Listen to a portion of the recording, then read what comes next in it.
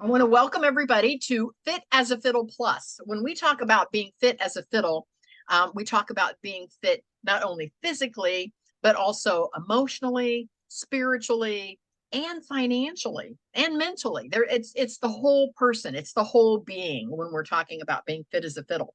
And that's why we call it Fit as a Fiddle Plus, because it's when you think about being fit, oftentimes we just think about it being physical exercise, like, oh, this must be somebody that exercises a lot.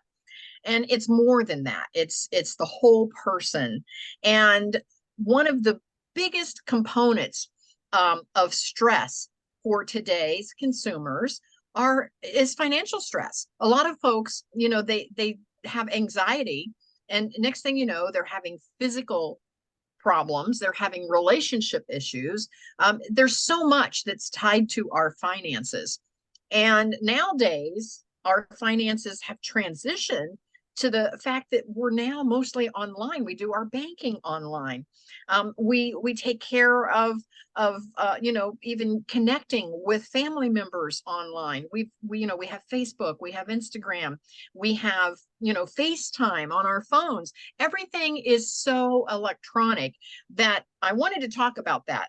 And before we jump in, I do want to say that Rita is not going to be with us this evening because she works in the medical profession and she still has another surgery yet to do tonight. She said her day got kind of backed up with surgeries. And so she still has one more to do. So she apologizes she's not here.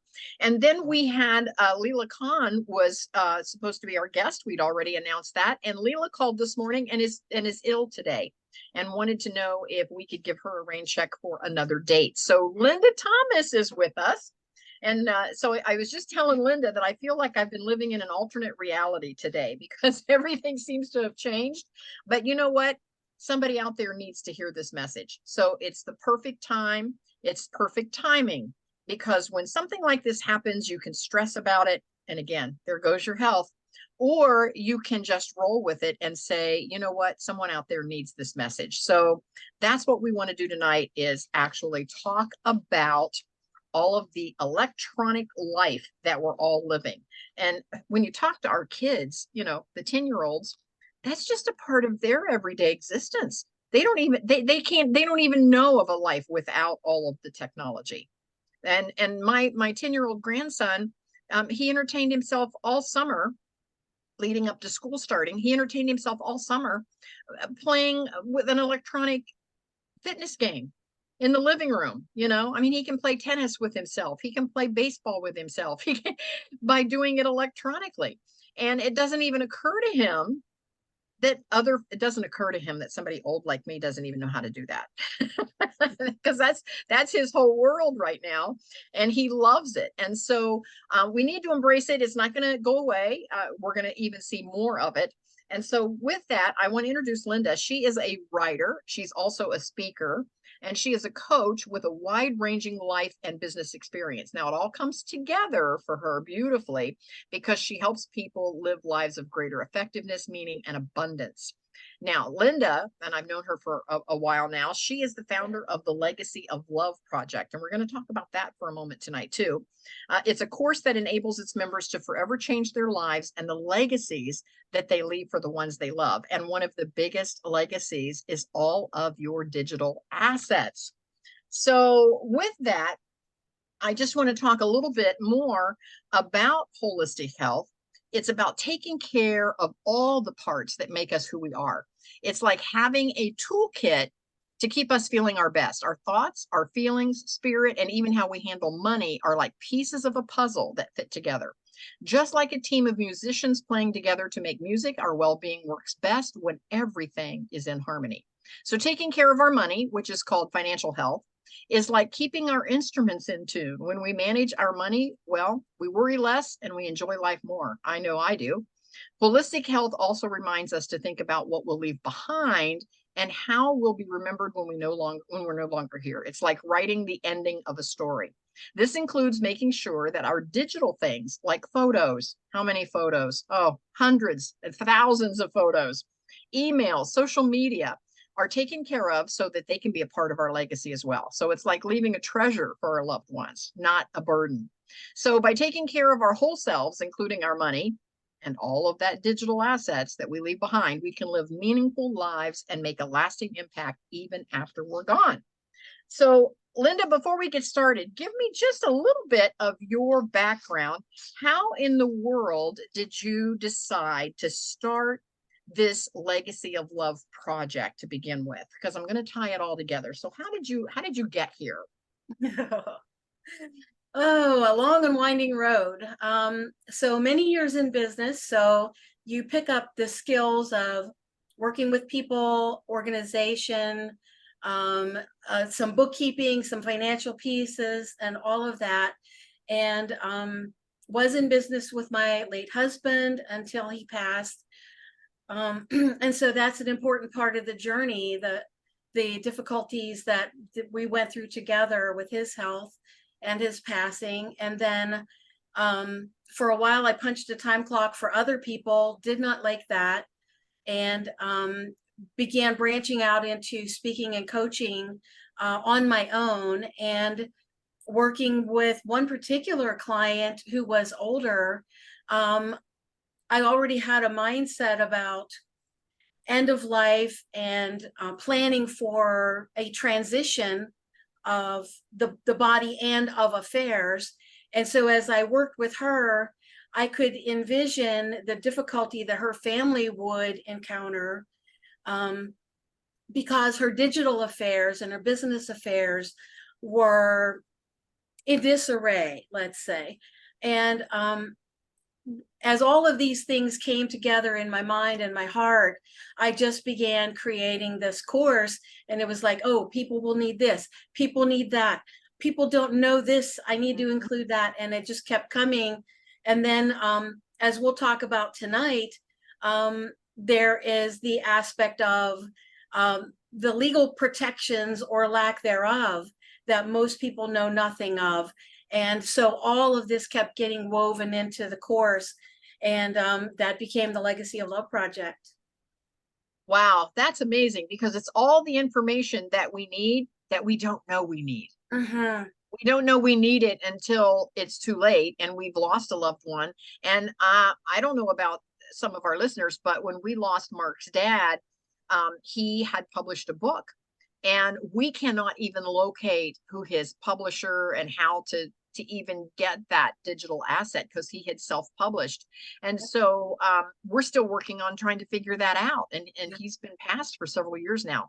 And then again, he had a great Facebook page, lots of amazing memories, and did not leave us a password. So we cannot get into his Facebook page to even turn it into a memorial for him.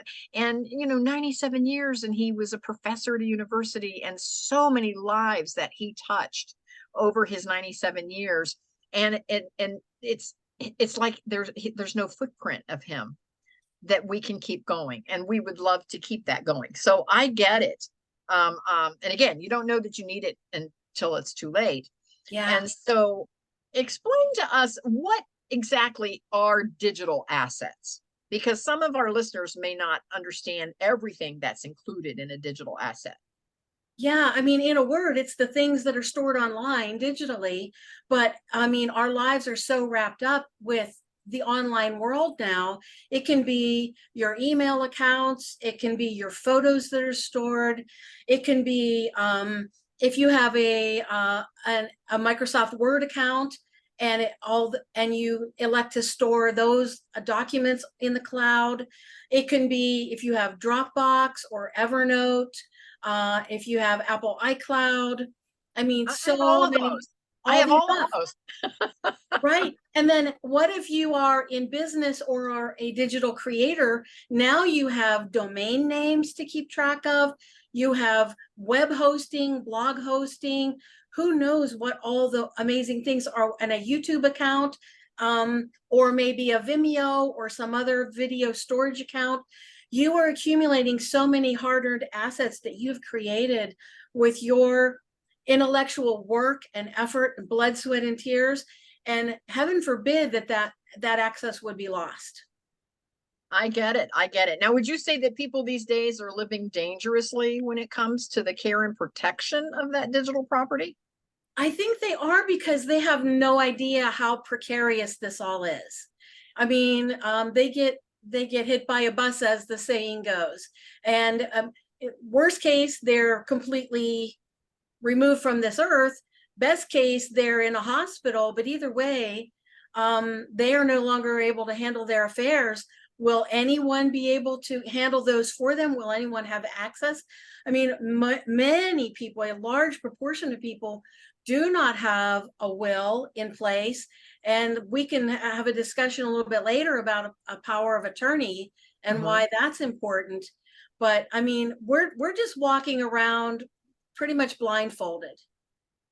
Now, what does the law have to say about the digital property? What happens if we don't do this preparation? Well, there is a law that has gone into effect in almost all of the 50 states, and it's been coming in, I believe, Ohio, where you are, it came in about 2016. Where I am in Pennsylvania, it just took effect in 2021. Okay. But in one version or another, it has been coming in over the last several years. And this law is called RUFADA, and that's all the initials that make it up. And it stands for, I have to look because I always forget what it stands for. Revised Uniform Fiduciary Access to Digital Assets Act, RUFADAA. So much Okay. easier to just say the acronym, of course. That's a But mouthful. in simple terms, all it is a law that acknowledges that our digital assets are as much property that belongs to us as the tangible objects that we leave behind. So we might leave behind a beautiful vase or a piece of real estate. Well, this law acknowledges that digital assets are a thing that can be left behind and that someone can be named to be in charge of it. But there is an order to which it is applied, and there are some twists and turns involved in that as well. Well, does it say who can or can't gain access online to our accounts online? Is that part of the act? Does it say who is allowed? Yeah, yeah. There's a hierarchy of the way it is applied. We can say who we name, but we can actually give conflicting instructions accidentally, in which Okay. case there is a pecking order. And sometimes the person that you thought was going to be the real person in charge isn't, because of this pecking order. Now, is it relevant before we pass or only after we pass? RUFADA can apply both before and after, but the legal document that we use varies depending on whether we're still walking this earth or not. So your power of attorney is critical for anyone once they turn age 18. And a lot Okay. of families have found that out with college students. Like, they're in the dorm and some kind of illness sweeps the dorm, and the adult child is in the hospital in another state. Mom and dad can't swoop in and just be the boss of the healthcare, because those kids are legal adults. So power of attorney becomes critical from then on. But in our power of attorney, we can name not just someone to handle our finances, but we can name someone to handle our digital affairs. So you may have someone who's really good with a sharp pencil organizing your finances, and you might name them for that. But you might have someone who's a lot more clever and on top of tech that you might name to handle your digital affairs. Yeah, my However, 10-year-old. Yeah, he's much better at I'm kidding. yeah, maybe not quite mature enough, but yeah, maybe if you have somebody that's 27 or 37, Right, right. Yeah. But Yep. what happens is the moment you pass away, that particular legal document is 100% irrelevant. You can just throw that in the garbage can. So now the will is in charge of things. Oh my. Okay, so when you think you have it all covered, you really don't. No, and that's what I'm saying. People are walking around blindfold. Wow. I actually have goosebumps right now because I just get so concerned about that. Wow, that's like your house being built on sand. Yeah. Yeah. Oh my goodness. Oh my goodness. Now, in the actual act, what is the hierarchy? Do you know kind of how it works? Yeah. So the companies that care for and house and store your digital assets. That might be Google, that might be Apple, that might be Yahoo or Facebook. They are called custodians because they're caring for and protecting and securing your online assets. So they are the first line of defense in the RUFADA hierarchy. And those 4 companies that I named have what they call an online tool where you can go, it's like their in-house legal, so to speak, where you can name who you're granting access to in the case of your death. Now, second, after the online tools is legal documents, and that can be your will or your power of attorney. Now, what happens is sometimes you might learn that Google has the online tool and you're like, oh, that's awesome, I'll go in and do that. So you go in and say, this person has access to my Google email, and maybe it's across the board or maybe it's selected people. And you say, oh, this person can access my YouTube account or whatever. Then, you sit down with your attorney some other time, create your will. Well, if those 2 things don't match accidentally because you didn't realize how vital that was, the online tool takes precedence over your will, which is the second tier. Uh-huh. I would have just made the assumption that it was the other way. People do think that, and it's not the case. Good to know. Good to Nobody know. said the law had to make sense, I want to welcome Mason to the call. Mason, thank you for jumping in and joining us today. Now, Mason is a digital creator. He is actually writing some books and doing some self-publishing. And so, yeah, this is great information that we all need. And of course, I'm creating courses in an online academy. So, yeah, this is huge. Now, I have one other thing that's really critical in this hierarchy, and this is like the gut punch of all. So if you don't have the online tool filled out, and if there's one available, and you don't have a will or a power of attorney, guess what takes effect as kind of a default? Well, I know if you don't have a will or an attorney with the rest of your assets, the state takes effect. What happens with your digital? Terms of service. That's the fine print that everybody clicks through and says, yeah, I read that, I just want to use the app. We don't even know what's in the terms of service because we don't read it. And that's what's going to govern the access of our IP online, intellectual property. And I have to admit, Can't hear. I have to admit, I haven't read all of those terms of service either.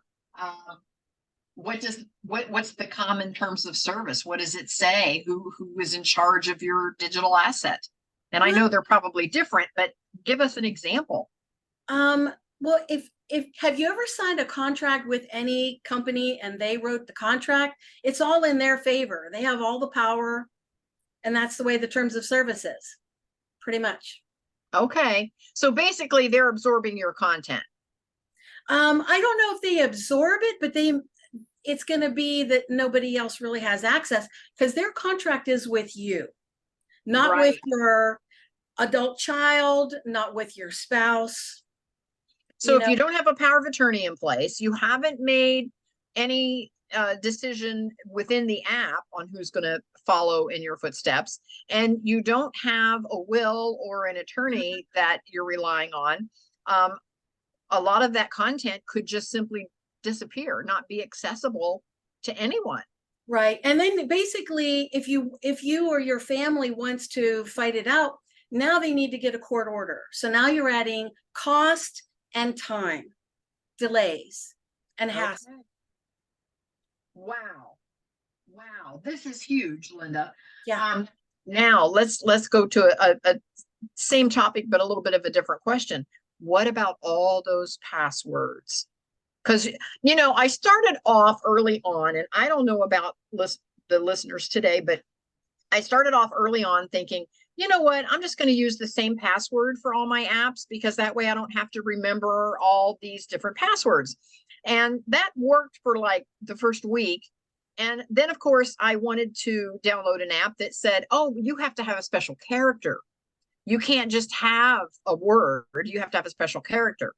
All right, so I changed all my passwords to include the word and a special character. And then, of course, I signed on to an app and it said, oh, no, you have to have some capital letters and a word and a special character. Okay, so you go back and you change all the passwords.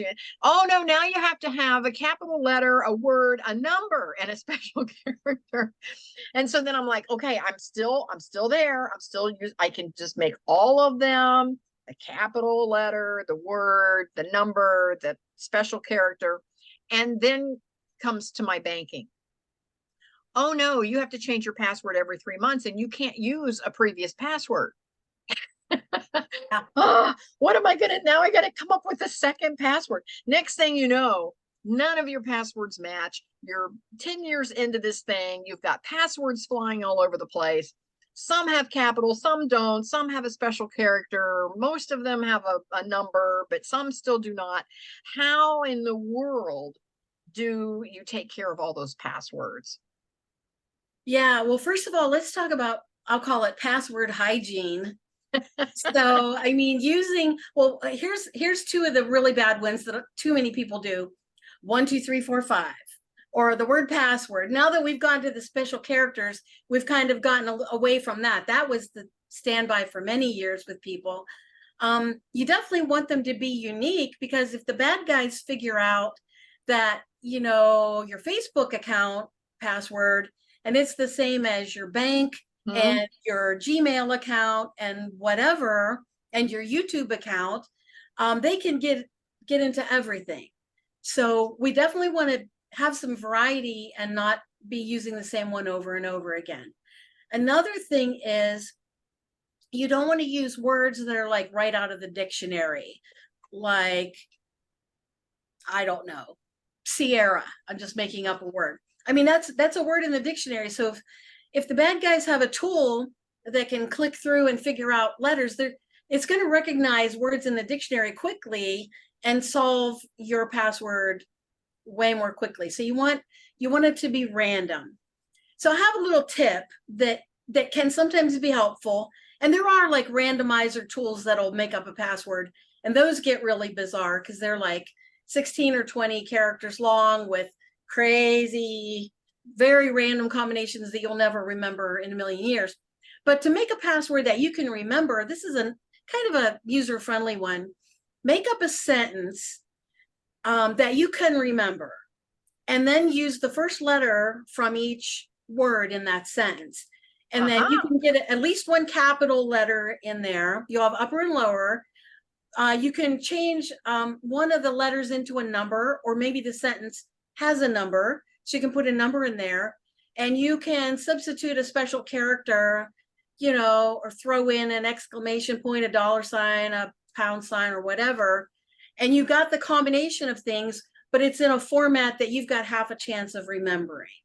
So for what it's worth. That's a great tip. Yes, I like that. And because some of my passwords, and again, sometimes you're working with an app and it'll say, we want more digits. And I'm thinking, oh, I don't want to go back and change all my passwords again. So, okay, I'll just come up with one for this one. Next thing you know, you've just got all these passwords, and there's no way that you can commit all of those to memory. No. And then, especially not my memory. I'm at the age now where I can't remember why I walked into the room. So there's no way I'm going to remember all those passwords. And you don't necessarily want to have them in a place where somebody else can run across your list in a notebook in your drawer, or even on your phone in an email. You got to be careful with that, because if the email gets hacked, all of a sudden there's your list of all your passwords. So you do have to be careful. So how can we keep track of passwords, dozens or even hundreds, and that we're using all the time? And again, my hardware, my computer, with my programs, my software on them, will ask me if I want my computer to remember my password. And of course, if it's a computer that I have at home that I use all the time, I always say yes. But now, the more that we travel, I'm not sure that I want my computer to always remember all of those passwords. What happens if I'm traveling? Just this last trip, Mark and I, we just flew to Florida and back this month. And while we were waiting for our plane to board, it came on over the intercom. Would Susie come back to security? She had left her laptop. Mm, wow. And I'm like, ah, because you have to take all those electronics out of your suitcase and send them through separately. And you could get separated from your stuff very easily. And again, if anybody travels on the airlines these days, security, even though it's security, oh my gosh, it's so crazy right there. Everybody's trying to get through. Everybody's got electronics out. Their wallet is out. Their passport is out. Their shoes are off. Everything is going through at different stages. And then you're not watching as it goes through. You're coming through another area of security before you get matched up with your stuff. And you really don't know what's happening to all those electronics. So what's the answer to that, Linda? Yeah. That's a loaded question, I know. Yeah, there's something I want to throw out too. Sometimes when your browser is saving the passwords, it's throwing it in a file just in the settings of your browser. But if you haven't set a password to protect that file, if somebody opens your computer and you don't have the computer password protected, they open your browser and they know to go to the little gear sign and look in that part where the passwords are. They can find every dang password that you have. So that is absolutely frightening. But I am a huge, huge fan and proponent of using a password manager. And it will store your password. It'll store like the address, the URL, web address of the page that you went to. It'll store your username and your password. And if you go in at another time to that page, and let's say they've added a new requirement that you have to have two special characters, and you have to change it for some reason, the password manager would say, would you like to update our record? And you say yes. Now, instead of having another Post-it note beside your desk, and now you don't know which is the old password and which is the new one for that page, you're feeling this. I can see it. It's like tramping over the old one. Can you see my desk from where you are? I'm just asking. No, you have the pretty background going on. There's no evidence at all. Because I have Post-it notes all over my laptop right here. So that's why I'm laughing. I'm like, oh my gosh, she can see. I'm kidding. Eagle eye. But I do have Post-it notes all over my computer. I'm just looking at my Post-it notes now. I don't have any passwords written on them, but I have done that. Yeah. Where it's made me change a password and I just jot it on a Post-it because I don't have time, I think I have time. So yeah, I get it. Yeah. So what is a password manager exactly? How would you?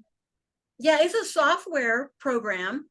And you create an account and you want to have a really strong master password to log into it. But then once you're logged in, you can go about your daily business, opening and closing. You could be in and out of email, YouTube, banking, whatever.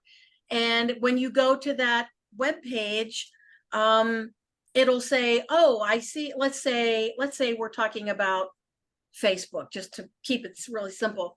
You go to the Facebook page, your password manager recognizes that web address because you've stored it in there.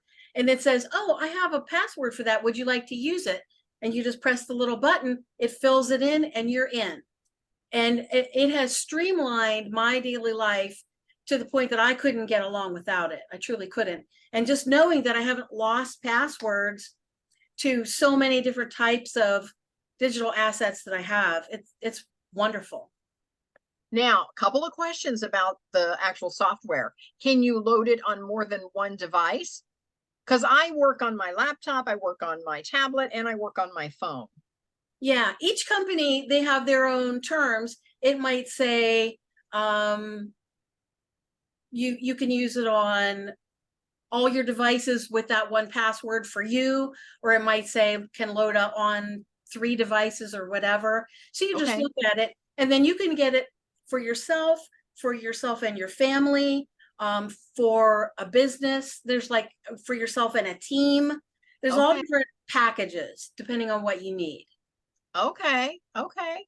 And Well, something that, else that's really cool, I'll just throw this out, because since we're talking about legacy, um, you can also, depending on the company that you use, the company I use, you can upload documents and store them securely in the cloud, like your passport, like your will, like a set of instructions for your executor, and they're housed securely and encrypted in the cloud.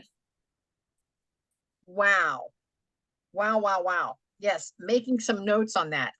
That's probably the next step for me. I need to do that. We're thinking about traveling, and we travel quite a bit, within the States, but we're thinking about traveling internationally. Starting here in November, we're off to Italy, and I am going to be taking my tablet with me and my phone. And again, if something gets lost, or misplaced or separated from me, even going through security. We're going to be going through customs and security. So our stuff's going to get separated from us. And it would be wonderful if, let's say, for example, you lose your passport when you're out of the country. Wouldn't it be great if you could go to any computer and all you have to do is sign into that program and a copy of your passport would be there? That is an amazing tool. So which one do you suggest, Linda? Do you have any suggestions on what would be a good software to do that? The one I use and really trust is called 1Password. And And it's the that's number one and the word password right up against it. okay. And in all transparency, do you have an affiliate link for 1Password? I am actually in the process of getting one set up. Okay, okay, good to know. I'll hold off. I'll hold on as long as you Thank you have for it by that. November. No Because worries. I want to do this before I leave the country. I want to make sure I can upload my passport, Mark's Mhm. passport, our will. We also have a medical power of attorney, Right. have a financial power of attorney. It would be wonderful to have all of that in the cloud digitally so that when we travel, we could access it if we have to. I get Mhm. that. Yes. Yes. Instead of carrying around that paper Yeah. copy. And Yeah. your meds list and contact of all your doctors and all those good things. Yeah, that would be wonderful to have. I love that. We still have Mason in the audience. Mason, do you have any questions? He tapped in and I said hi to him and invited him to jump in if he had a question. There he is. Actually, well, I came late. I'm sorry. I'm sitting in my backyard, so I'm just a mess right now. That's why I don't have my video on. Oh, you're Um, perfect. no questions. I just realizing how woefully unprepared I am for any of this. I know my wife and I have talked about redoing our wills and things like that, but this just realized, okay, I have a whole lot to learn. We So, all do. yeah. Yeah, and the Uh, sad part is that we learn it the hard way after when it's too late. And Yeah. that's the sad part. And that's yeah. exactly why I'm doing what I'm doing, to try to help as many people and families as possible to not find it out the hard way, to have it all kind of sorted out in a simple advanced fashion before the need, and instead of having that gut punch of, oh my goodness, we blew it and we didn't even know we were blowing it, you know? Well, I appreciate talking about this. Now, we've talked quite a bit today because our whole topic was on digital assets and how to protect our digital assets. But tell us just a little bit in general about your Legacy of Love project. And that's the bigger project that goes around what we talked about today. Tell us a little bit about your Legacy of Love project, because again, so many folks need this information. Yeah, thank you for that. It is set up over a 12-week period of time, with the idea being that we want to break it down into really small, manageable chunks so that it isn't overwhelming for folks. And we address these digital assets and much, much more. So I love that, we're highlighting this piece, which really captures people's attention, but we also go over things like gathering together all of the bank and insurance accounts, and who the heck are your beneficiaries? Are you going to leave everything to your ex-husband that you divorced 25 years ago? Or, have you even looked at any of these in years, you know? So we're gathering together all the information about all the things, and it's physical assets, it's passwords, it's your desire for funeral, memorial, cremation, all of those things, and the details of your life so that your family isn't scratching to put together an obituary. I mean, a lot of families have no idea what to put in there, you know? And this is the time when they're least equipped emotionally and physically to try to deal with all these things. So it is truly an act of love to pull together as much of this information as possible. And I have 3 pillars of the course. It's preserve, design, and bestow. So in the preserve, we're gathering together the information, all the assets. Design, we're putting together what your wishes are for a funeral, etc.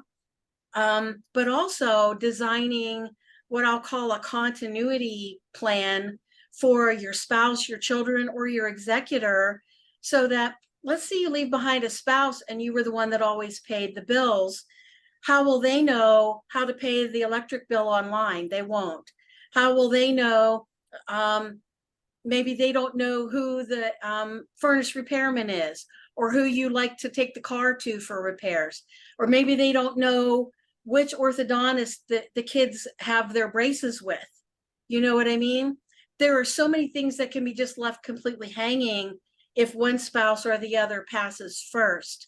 And many times a spouse doesn't even know where their bank accounts are, or where their credit cards, well, they may know the credit cards because it's in their wallet, but many sad stories about spouses going from institution to institution asking if they have an account there.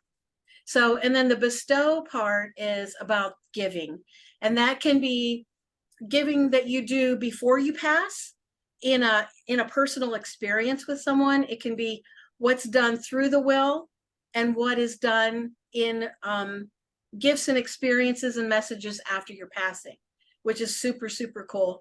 But also gathering your legacy stories, whether in writing or in video or in audio, so many ways, and traditions, and your ethical, what you stood for, all these wonderful things that you do want to pass down. This is all part of the bestow section. Linda, that's a wonderful bit of information. And so do you have a workshop or a class or something coming up soon, or is that out in the future? I have a 5-day challenge coming up here right after Labor Day. Okay. And after that, I will be beginning the next group in the 12-week course. So I would love to send information to anyone who would like to know more. They can just email me it's linda@legacyofloveproject.com. That's linda@legacyofloveproject.com. And if they just put the word digital in the subject line, I'll know that they were listening to this podcast. And just put their name in the body of the email. I'll go ahead and reply back with information on how to get involved with the challenge. And they'll learn a lot of great actionable steps that they can start putting into place, because we're all kind of being caught flat-footed with all the details these days. And this is one way of starting to take control. Wow, this is great information. I don't know about some of the listeners, but I know for myself, I decided that I wanted to go paperless in my office because we just get so much mail. And so now, if something would happen to me, you can't even wait for the mail to come to see, what bill comes or what bank account or what bank I'm using, because all of that comes into my email. And if you can't get into my email, you can't even see where my accounts are. How scary is that? I mean, on one hand, I think, oh, I'm doing a good thing. It's all in my email. But it's locked away. But now it's locked away. Yeah, exactly. Yeah. So it is a little scary. So yeah, Mason, your point was very well made. You've got a lot to cover. I've got a lot to cover. We all have a lot to cover. But isn't it nice that we get a little bit of a heads up before we need it instead of after we need it? And I did share a story with Linda before early on, and I want to share the story with our listeners. I have a girlfriend and client/girlfriend, I had beauty salons for 5 years, and she was one of my clients at the salon. And I remember her coming in all excited. She had gone through a divorce, but then she'd finally met someone, and she was so excited about that. And she got her nails done, she got her hair done, and she goes, I think he might be proposing. She said, we've been dating for a couple, 3 years. And she said, I think he might be proposing tonight. And she said, she said, I hope I'm not, getting ahead of myself here. But she said, I want to get my hair done and my nails done just in case. And sure enough, he did. He proposed. They got married. It was a beautiful wedding. And he had this amazing house already. And he had been divorced for some time as well, and she had been divorced for some time. So they mutually decided that she would sell her house and move into his house because it was the nicer house of the two. And so that's what they did. And she was so happy and continued to be my client. And I continued to hear all the great stories about all the trips they were taking and all the fun things they were doing. And never occurred to me to have this conversation with her, of course. And so one day she came in totally devastated. He had passed. He had had a massive heart attack on his job on a Saturday and passed away before they got him to the hospital. And so now she's in limbo, and she doesn't know what to do because it was his house from before. So he had handled the taxes and the payments. And so she didn't even really know where the mortgage was, because he took care of all that. Anyway, fast forward, he had not updated anything from his divorce, and his ex-wife got the house. Well, his current wife, my client / girlfriend, she not only did not get the house, but she had already sold her house and took the proceeds of her house to rehab his house. And so she had spent the money from her house and put it into his house with new carpet and new wall coverings and new drapes and new furniture to make it their house. And so now she had no place to live, and her bank account was gone because she had spent her money on his house. And the ex got all of that because there was not even any separation that she got any of her stuff back. There was no proof what was there before she moved in and what was there after. So she literally had to start over with nothing. And those are the kinds of stories that just break your heart. Now, I'm sure there's a lot more that went on there. I'm sure there were some attorneys and there were some things that did get settled, but she's still losing the love of her life and losing her home all at the same time is just devastating. And the bank accounts were all in his name, which went to the ex-wife. So and the life insurance still had the ex-wife as the beneficiary. So everything went to the ex-wife. Hence, preserve. That's Yes. all the stuff we go through. Yep, I get it. Where's the price of admission right there? Absolutely. Absolutely. And so I want to just review one more time, and I've got it all written down here. So you're going to email Linda at legacyofloveproject.com, and then put the word digital in the subject line, and then put your name in the email so that she knows how to get in touch with you. And she will send you information on her 5-day challenge. And then you'll also be in line to get information when that course starts again. So don't miss it. We all need it. Any last comments? Mason, how about you? Any last comments before we go? I am sitting here just kind of stunned about how much I don't know and how ill prepared I would be. Interesting thing on this topic, I have a friend of mine who is very on top of this. And he was telling me, they've got a book, they've got everything set up like she's describing. But in addition, he says in the book, they've got a document thing where they've got like 50 or 100 bucks in there. And he said the reason was when his father passed, there was nothing put together, and they didn't even have money to order a pizza because they were just devastated. He's like, he put that in there, and his daughters know where everything's at. And he literally has the money in there. Order some pizza or something as you're dealing with this book. He said for him, that was a big deal when he had to go through his own, through his father's stuff down in Puerto Rico. But yeah, listening to this, never even imagined how unprepared I am. So yeah. We all have some homework to do, don't we, Mason? Oh yes, definitely. So Definitely. again, our core, the meetup tonight is Fit as a Fiddle Plus. And I just want to say that having all of your affairs in order is huge, not only for your financial health, but for your mental health. And let me tell you, if you go through this and the stress level is up here, it's going to affect your physical health. And so it all works together. Everything comes together and pushes us in the right direction. And so you have to take care of your exercise and your food intake and how much sleep you're getting. But don't forget to put your finances on the list. Don't forget to put those final preparations on your list of things to do, because it's going to make a huge difference at the end of the day. And I don't know about you, but oftentimes this comes to light when we've had a loved one that's had an extended illness, or they've had an emergency accident of some sort, and we're already stretched emotionally and physically at that point. We're already stretched, and by the time you stretch yourself and you toss in, the finances on top of that, and it really causes a problem in your overall well-being. So make sure you get that on your list, and take care of yourself, and let's take care of each other. So Linda, thank you so much for this information. I really appreciated you being on tonight. Mason, thank you for joining in. I love that you're here. Mason is my co-host, co-mod, for How to Create a 5-Day Challenge. We had a great session earlier today, and the recording is over in the Academy.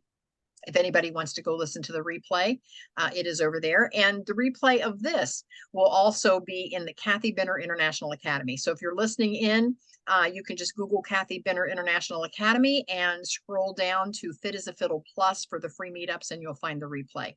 So thank you so much for being with us, and we will see everyone next time. Thank you, guys. Thank you. Bye. Thank Bye-bye. you. Take care.